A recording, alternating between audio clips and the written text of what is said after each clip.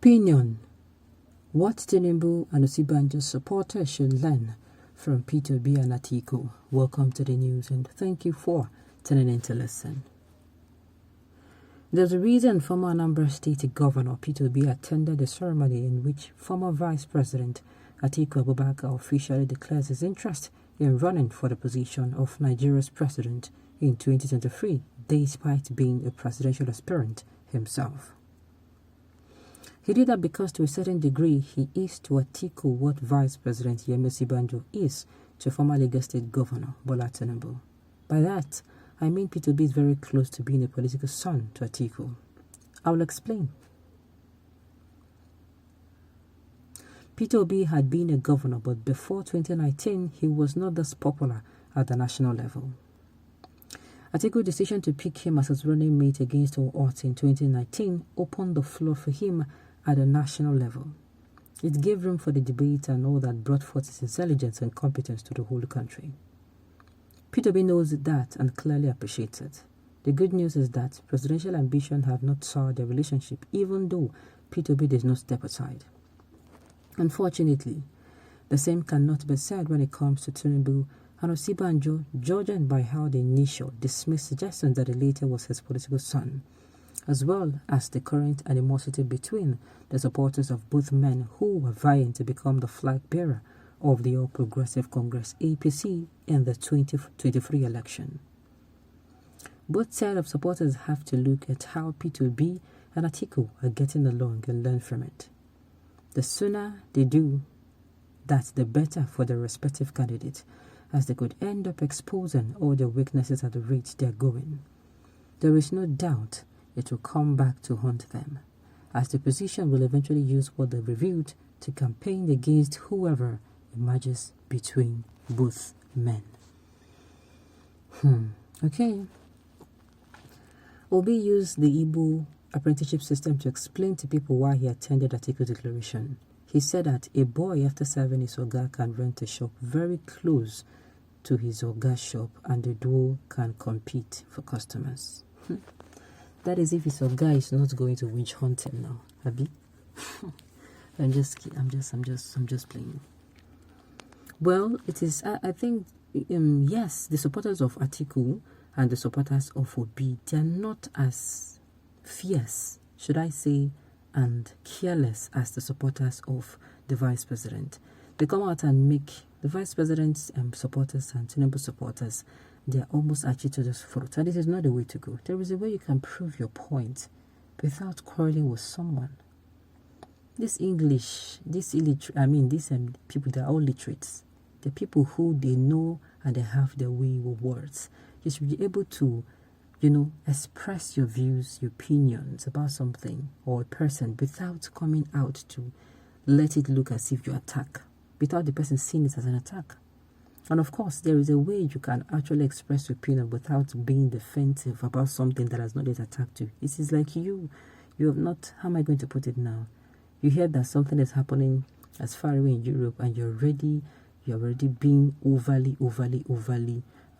careful before it gets to Nigeria. And you're not even, that thing never near Africa. Okay?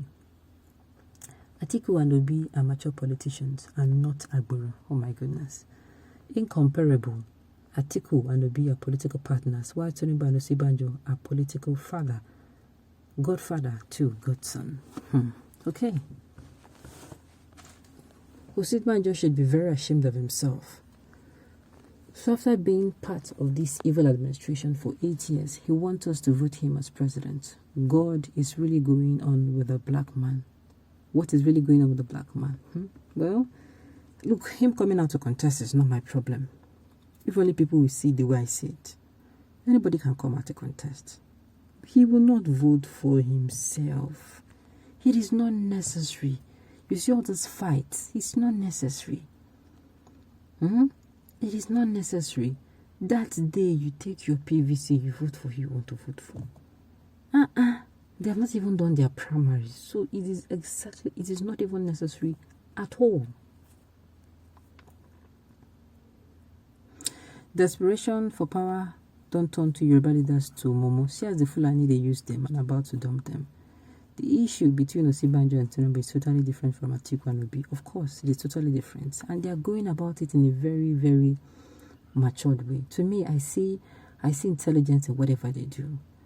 I've not seen Obi come out and in a statement, try to, or his supporters come out. His supporters are really, really, and sometimes there can be a stream. There can be a stream in them coming out to support, but the way Tinubu supporters and the Osinbajo supporters, those ones, they have been going at each other's throat for a very long time. For a very long time. So that is why this person even took this time to write this up. To me, I've said it before, we cannot get something right by doing what we have been doing for a very long time. Just like you're ill and you want to get better and you keep eating what will make you ill. It's not possible. It's not possible. You have to stop eating that thing that makes you ill so that then you start drinking, taking drugs, and making sure that healing is coming from the inside out. It's coming from the inside out. That is just it. If not, you keep falling sick. So what I'm saying is, we have been voting for popularity. We have been voting for experience, for age. Now it is time for us to do something new. Let us vote for competency. Let us vote for someone who is competent, somebody who is a nation builder, somebody who has an idea of where we want to go to and knows how to get there. Rather than vote for someone who, and because some people will be like, somebody told me that he asked a friend, who are you going to be voting for? And it was like, this is who he's going to be for. And his friend is like, is he going to win? And I'm like, is that the mentality we have? Come on. Whether someone is going to win or not is not going to be my problem. It's just like saying, this child is too sick. I'm not going to treat him because he's too sick. No. We're going to give the child our best. You're going to treat him if it means bringing in, somebody better. Yes. You have to treat. So what I'm saying is we should ensure that we vote for competency above what we do before.